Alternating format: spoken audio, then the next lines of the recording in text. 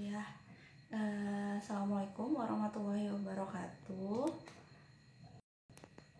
Hari ini Ibu akan mencoba menjelaskan mengenai materi enzim. Jadi sebelum kita masuk ke materi mengenai pemeriksaan enzim, Ibu rasa Ibu perlu menjelaskan dulu apa enzim dari sudut pandang kimia klinik. Oke, langsung ya. Apa itu enzim? Ada yang tahu apa itu enzim?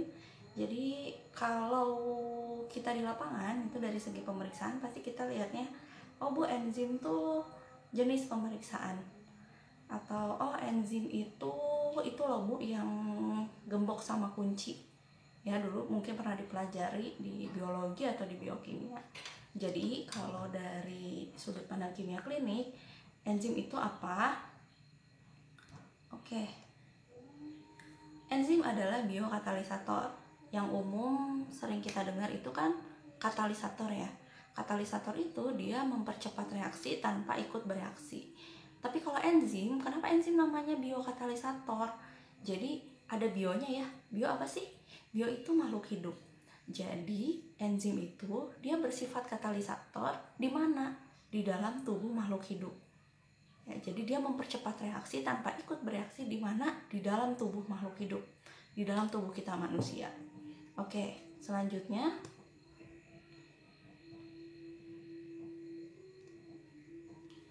enzim dapat bereaksi dalam konsentrasi yang rendah. Ya, sekecil apapun konsentrasi enzim, dia dapat membantu sesuai dengan sifatnya tadi sebagai biokatalisator yang dapat mempercepat terjadinya suatu reaksi.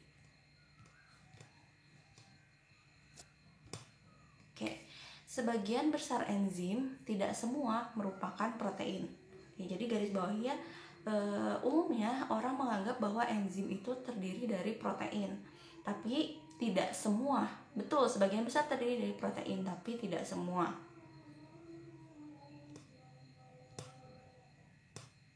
Oke, merubah substrat menjadi produk. Jadi enzim itu mempercepat reaksi antara apa sih? Enzim mempercepat reaksi antara substrat yang akan diubah menjadi produk. Contohnya seperti apa? Tunggu sebentar. Oke. Contohnya gini ya. Jadi kalau kalian lihat suatu reaksi, misalnya reaksi pemeriksaan enzim, itu ada substrat ya. Terjadi reaksi berubah menjadi produk. Di mana posisi enzim? Enzim ada di sini. Oke. Baik, lanjut ya. Jadi si enzim ini punya sifat, yaitu bersifat spesifik terhadap apa yang akan dikatalis, dapat digunakan secara reversibel dan berakhiran ase. Contoh enzim apa yang sering kita periksa? AST. AST itu apa? Aspartat amino transferase. Jadi enzimnya apa? Enzimnya adalah transferase. Kenapa dia disebut enzim? Karena dia berakhiran ase. Jadi maksudnya reversible itu apa? Seperti reaksi yang Ibu gambarkan sebelumnya, panahnya bisa bolak-balik. Dia bisa kembali dari produk berubah lagi jadi substrat, atau substrat berubah jadi produk, dan seterusnya. Itu adalah reversible. Oke, lanjut. Oke. Ada di manakah enzim di dalam tubuh kita? Jadi enzim itu ada di inti sel. Fungsinya untuk apa? Untuk mempertahankan, menyusun, dan melindungi materi genetik. Lalu enzim juga ada di mitokondria ya. Kalau mitokondria berarti berhubungan dengan proses oksidasi atau penapasan. Lalu ada juga di mikrosom, dia berhubungan dengan proses hidroksilasi, biosintesis hormon steroid, dan obat-obatan. Selanjutnya ada juga di lisosom ya, tempat makan sel ya, jadi tempat hidrolisis senyawa agar dapat dicerna oleh sel. Lalu enzim juga ada di badan Golgi, fungsinya untuk apa? Untuk mensekresi protein. Lalu ada sitoplasma, dia untuk memetabolisme karbohidrat dan biosintesis lemak. Lalu ada juga membran sel, di membran sel dia membantu proses transfer nutrien dan kerja hormon. Oke. Lanjut. Nah, sekarang nih, kenapa sih kita pakai enzim untuk mendiagnosis penyakit secara klinik ya? Di kimia klinik kok pakai enzim sih gitu? Tahu dari mana? Kenapa enzim digunakan untuk mendiagnosis? Banyak ya pemeriksaan dengan menggunakan enzim. Contoh, AST, ALT, GGT, ALP, amilase, CKMB, dan itu tuh umum ya. Kita di lab pasti menemui pemeriksaan-pemeriksaan tersebut. Alasannya apa? Kenapa enzim-enzim tersebut dipakai untuk diagnosis? Oke. Yang pertama, beberapa enzim ditemukan hanya pada jaringan tertentu yang spesifik. Contoh, kalau AST-nya meningkat, berarti organ apa yang rusak? Hati. Ya. Kalau yang meningkat enzim ALP, di mana yang mengalami kerusakan? Prostat. Ya, jadi enzim itu dia ada di jaringan tertentu yang spesifik. Maka dari itu bisa membantu untuk menegakkan diagnosis klinis. Terus ada banyak enzim yang meningkat dari berbagai sumber dapat dideteksi pada plasma atau serum. Oke. Yang kedua, kelebihan dari enzim adalah dia dapat dengan mudah diambil sampelnya. Ya, jadi kalau nih ada organ yang rusak, ya, jantung, CKMB, nggak harus jantungnya yang diambil ya, atau bagian dari jantung yang diambil, atau hati yang rusak, organ hatinya berarti harus diambil, nggak seperti itu. Kalau enzim dia memudahkan karena enzim itu dapat terdeteksi baik pada plasma atau pada serum. Ya, kalau kita di lapangan juga kita periksain sampelnya itu ya, kalau nggak plasma, serum. Lanjut, oleh karena itu peningkatan dari enzim spesifik suatu jaringan pada darah mengindikasikan kerusakan suatu jaringan. Oke, jelas ya. Jadi kalau ada enzim spesifik, ya contoh AST tadi ya, meningkat nih di serum kadarnya, berarti sudah jelas kan jaringan apa yang mengalami kerusakan, dapat ditelusur. Lanjut, beberapa enzim disekresi pada plasma dan berfungsi di sana. Lalu beberapa enzim bersifat intraseluler dan berfungsi di sana. Oke, kan ada ekstraseluler, ada intraseluler ya. Jadi kayak sel hati itu ada lagi kan di dalamnya, sel parenkim hati, di dalamnya ada apa? Kita lanjut ya. Oke. Ini adalah yang tadi disebutkan ya, aktivitas enzim di dalam plasma. Oke. Sebentar. Baik, lanjut ya. Jadi aktivitas enzim di dalam plasma itu ditentukan secara in vivo dan in vitro. Tahu ya kali ya bedanya in vivo sama in vitro. Jadi in vivo itu di dalam ya, jadi di dalam tubuh atau ya di dalam ya. Jadi aktivitas enzim di dalam tubuh, kan tadi Bu udah bilang yang pertamanya enzim bersifat biokatalisator, berarti di dalam tubuh. Nah, aktivitas ya, enzim tuh yang diukur aktivitas enzim dalam jaringan itu ditentukan oleh aktivitasnya sendiri dalam jaringan, luasnya kerusakan. Jadi organ hati itu besar ya, makin besar organ yang rusak ya atau luasnya kerusakan jaringan, makin tinggi kadar enzim di dalam serum atau di dalam plasma. Lalu letak enzim di dalam sel. Jadi misalnya hati nih rusak ya, tapi baru bagian luarnya, belum sampai ke dalam sel, atau yang tadi disebut tuh ada inti sel, ada mitokondria, atau dia baru sampai bagian luarnya aja, itu juga menentukan kadar enzimnya nanti, tergantung letak enzimnya. Letak enzimnya ada di intraseluler atau di ekstraseluler. Permeabilitas dinding sel, kecepatan enzim keluar dari jaringan atau sel yang rusak ya. Jadi enzimnya cepat nggak nih kalau sel hati nih rusak? Ya rusak misal karena apa ya, karena alkoholik atau karena hepatitis. Dia tuh rusaknya kan ada yang sedikit-sedikit, ada yang parah. Nah, enzim juga dia meresponnya, ada yang dengan mudah keluar masuk dari sel yang rusak, atau emang karena dia ada di dalam inti sel tadi ya, di dalam intraseluler dia keluarnya susah. Oke, kecepatan enzim dikeluarkan dari badan dan kecepatan enzim dirombak oleh badan.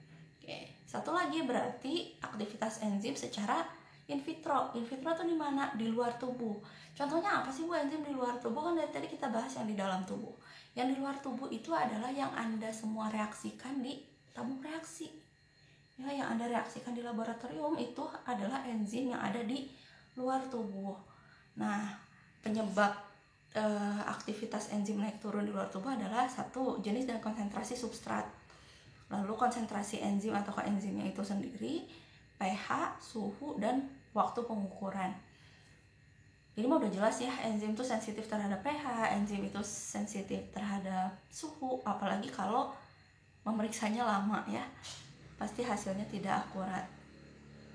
Oke, ini classification of enzyme oleh Bacher 1958. Jadi ada enzim spesifik plasma, ya itu contohnya adalah LPL, kolinesterase, fibrinolisis, dan enzim koagulasi. Ada enzim ekstraseluler, yang tadi loh enzimnya dia di luar sel. Contohnya apa? Ada amilase dan ACP.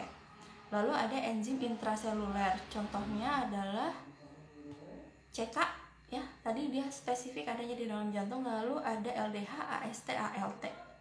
Mereka juga posisinya ada di intraseluler atau di dalam sel.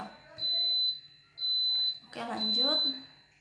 Ada isoenzim ya. Apa itu isoenzim? Jadi isoenzim adalah enzim dari satu spesies yang sama mengkatalis reaksi kimia yang sama tetapi berbeda susunan proteinnya, sehingga berbeda pula sifat kimia dan fisikokimianya. Oke. Berbeda kecepatan migrasi dalam elektroforesis dan termostabilitas. Oke, contohnya apa sih Bu isoenzim?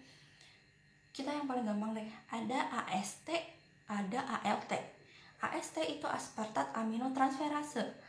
Kalau ALT itu alanin aminotransferase. Enzimnya apa? Sama, transferase. Itu yang disebut isoenzim. Mereka sama ya, yang dikatalis juga reaksi yang sama, tapi beda. Beda kan kalau kita periksa di lapangan. Jadi isoenzim tuh gitu serupa tapi tidak sama. Sama-sama transferase ya, tapi ada perbedaan. Tapi cara membedakannya sulit. Nah, cara membedakannya hanya dengan elektroforesis dan termostabilitas. Contohnya seperti apa? Kita lihat. Nah, gimana sih cara membedakan isoenzim? Satu, melihat aktivitasnya terhadap substrat yang berbeda. Ya, tadi udah dibahas tentang substrat. Lalu kecepatan geraknya pada elektroforesis dan pemanasan. Contoh, misalnya enzim tersebut dipanaskan dengan suhu 56 derajat Celcius selama 30 menit. Ini semuanya ALP. ALP-nya sama, tapi beda. Isoenzim tadi itu. Ada ALP yang lokasinya di plasenta, ya dia tetap baik-baik aja nggak rusak. Ada ALP yang lokasinya di tulang, ternyata kalau dipanaskan dia rusak. Atau ada ALP dari usus dan hati, yang rusaknya hanya sebagian. Kita nggak tahu ya, di lapangan kita periksanya ALP aja, sebenarnya ada isoenzimnya. Lanjut. Nah, misal aktivitasnya dihambat oleh zat tertentu, misalnya dengan pemberian formalin. Oke, ada ACP. Apa itu ACP? Ya, jadi gini nih, pemeriksaan enzim tuh kalau ibu tanya di kelas, ibu tanya, CK tuh apa sih kepanjangannya? Atau Bu, CKMB? Atau ACP itu apa? ALP itu apa? Itu jarang ya. Kita hanya sering dengar singkatannya, tapi Anda sebagai mahasiswa harus tahu kepanjangannya apa. ACP itu acid fosfatase. Ada alkali fosfatase, ada juga acid fosfatase. Acid fosfatase di prostat itu dihambat kalau dikasih formalin. Kalau ACP yang di eritrosit itu baik-baik aja kalau dikasih formalin. Lalu berdasarkan pH, misal ada yang aktif pada suasana alkali, tadi ibu bilang alkali fosfatase. Ada yang aktif pada suasana asam, namanya acid fosfatase. Oke. Contoh isoenzim, sebenarnya tadi juga udah jelas ya. Ada dari organ yang berbeda, contoh ALP tadi, dia sama-sama ALP, cuma lokasinya beda. Ada yang di tulang, ada yang leukosit, hati, usus, dan plasenta. Lalu dari organnya sama nih, tapi dari bagian yang berbeda. Contohnya SGOT atau AST. AST tuh ada yang di sitoplasma, ada yang di mitokondria. Lalu dari bagian sel yang sama, contoh LDH. LDH itu banyaknya ada di sitoplasma. Nah, jadi ini adalah faktor-faktor yang mempengaruhi enzim itu sendiri. Suhu, pH,